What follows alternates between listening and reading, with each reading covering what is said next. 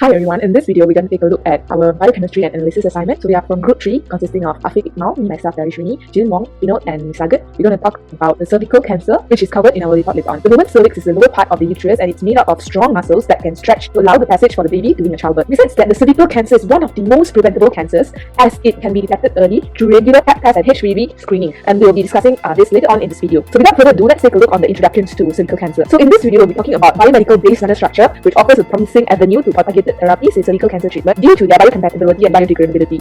And in this video, we'll be also taking a look at the natural or engineered biomolecules such as polysaccharides, nucleic acid, peptides, and protein that are used to create these nanostructures. Besides that, these biomolecules can be programmed to design a smart drug delivery vehicle that can effectively transport drugs to the cancer site, improving the treatment efficacy and minimize the side effects. Besides that, the potential benefits also covers the use of these biomolecule-based nanostructures in cervical cancer therapy. Besides the potential benefits, the use of these biomolecule-based nanostructures in cervical cancer therapy faces several challenges, which include some biological barriers and clearance limitation. And based on our finding, researchers are actively developing new functionalities to overcome these challenges and improving the clinical translation on their therapies, which will be further discussed during the limitations later on. Biomolecule-based nanostructures can be designed with multiple functionalities such as to stimuli responses, combination therapy, and to build in a logic gate to refine their therapeutic action to fight this cancer. With the ongoing research and development, this biomolecule-based nanostructures promises for developing target and effective therapy for cervical cancers. Without further ado, let's take a look at the next part, which will be discussed on diagnosis and possible therapies that can be used based on this biomolecule.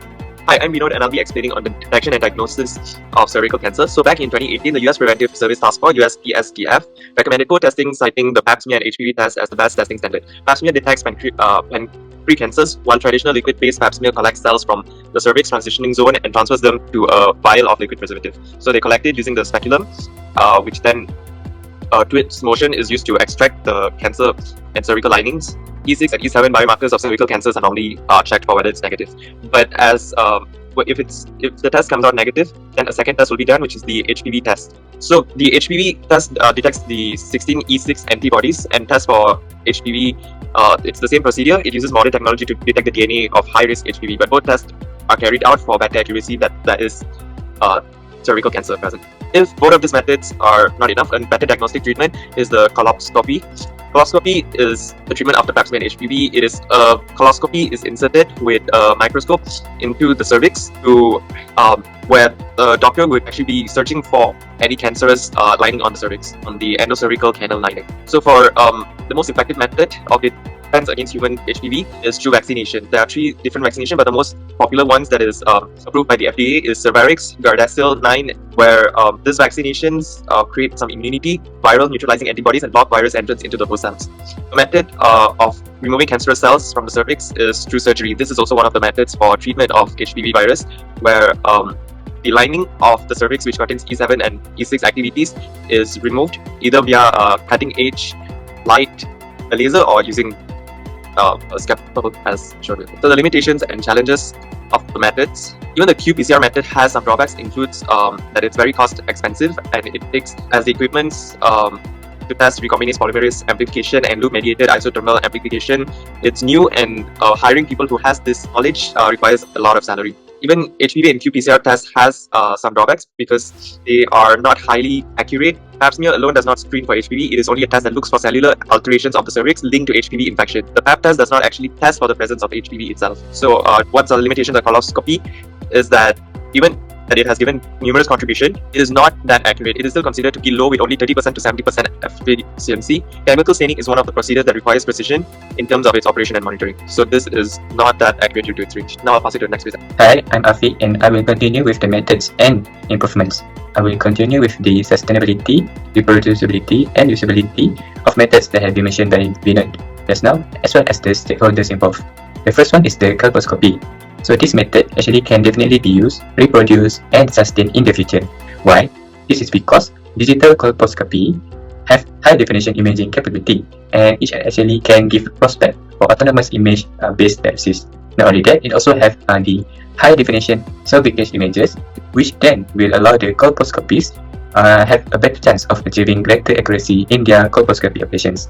So there are several stakeholders involved in colposcopy, which are the medical device manufacturers, pathologists, and healthcare organizations. Next is the diagnosis approach, which is the KIB3013 technology. So this technology actually and detect human papillomavirus HPV DNA in a sensitive and specific manner.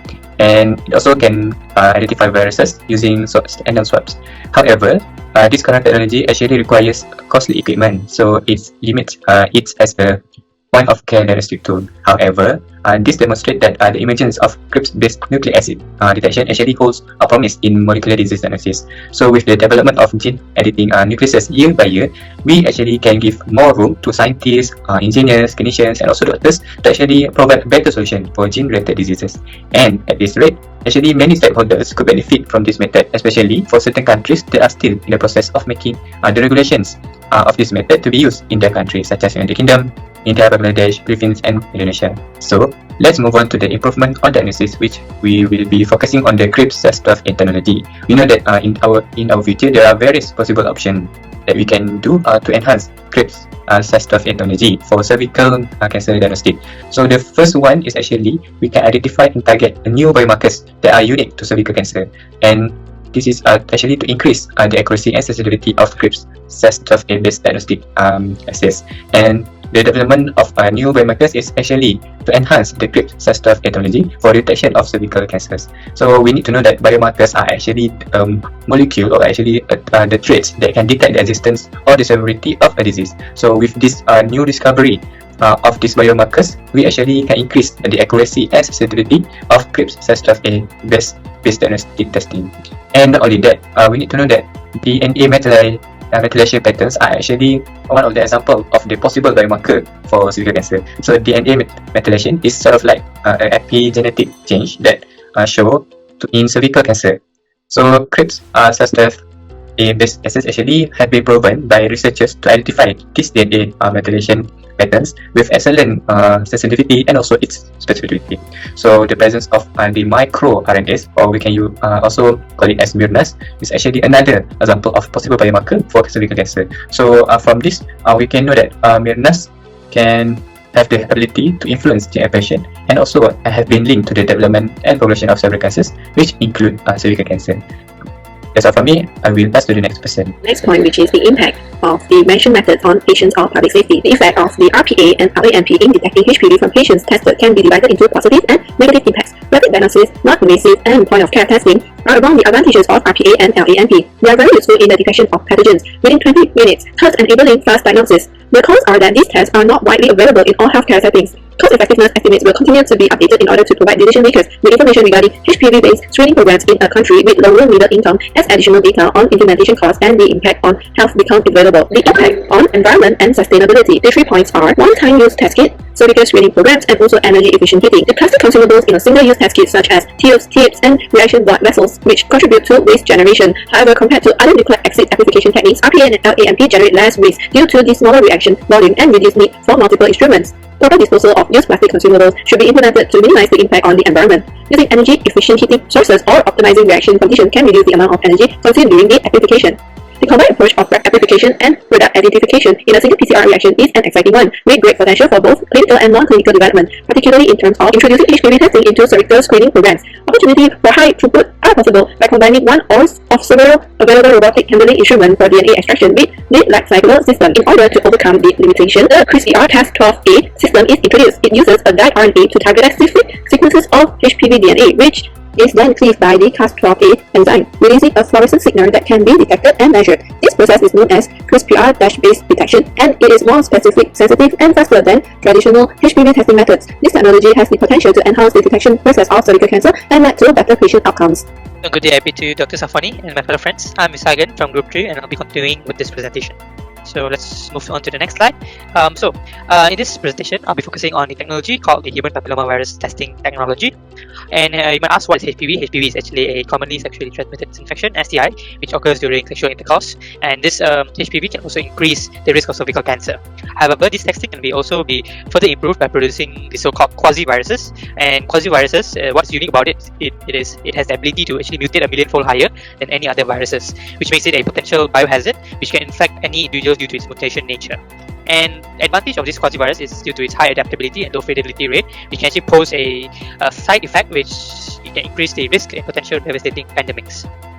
And there are also ways to actually handling HPV quasi-viruses.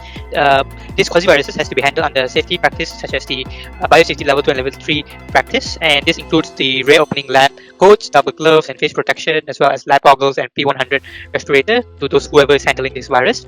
And not only that, the disposal of this HPV viruses is also HPV quasi-viruses is also important because they are considered a dangerous virus and they are classified as medical waste.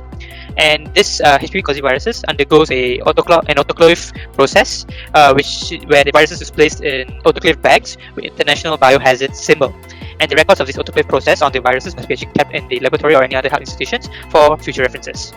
So moving further into the slides, I would like to talk more on the adoption of the technology with other diseases.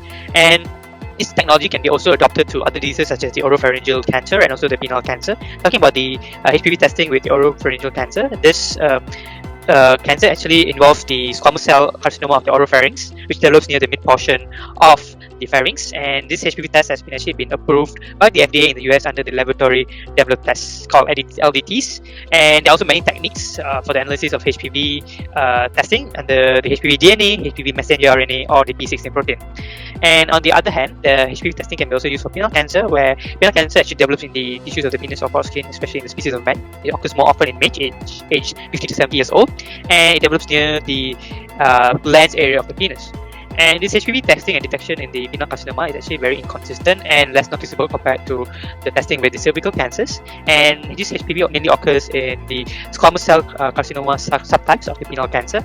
And the highest HPV detection was found in the Varti and Pisa subtype of the SCC, and also the Verocious squamous cell carcinoma cases of the penis. So that's all from me in this presentation. I would like to pass it to the next person.